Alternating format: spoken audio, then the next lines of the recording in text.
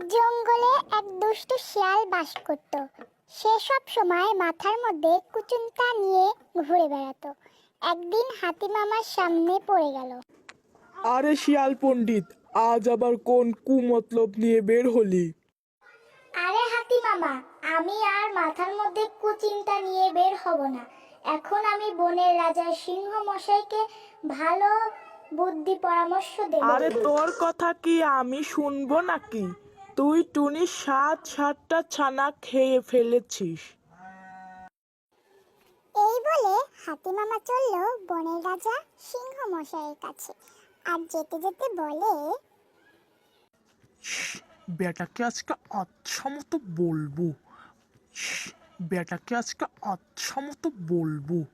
ও এই জঙ্গল থেকে বের করেই আমি ছাড়বো। ওইখানেই তো সিংহমশাই বসে আছে। যাই, কথাটা বলি।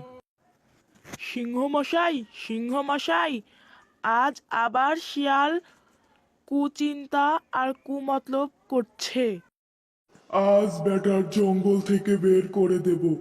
ওর অত্যাচারে আর সহ্য হচ্ছে না আমার। এই বলে সিংহ মশাই চলল শিয়ালের কাছে, আর হাতি চলে গেল তার বাড়িতে। আর সিংহ মশাই মনে মনে ভাবলো, শিয়ালের আচ্ছা মতো শায়েস্তা করবে আজকে। সিংহ মশাই চলে এলো শিয়ালের আস্তানায়, আর এসে বলল, এই বেটা দুষ্ট শিয়াল, তোর অত্যাচারে আমি আর বাঁচতেছি না। তুই এক্ষুনি আমার জঙ্গল থেকে বের হয়ে যা, যা বলছি।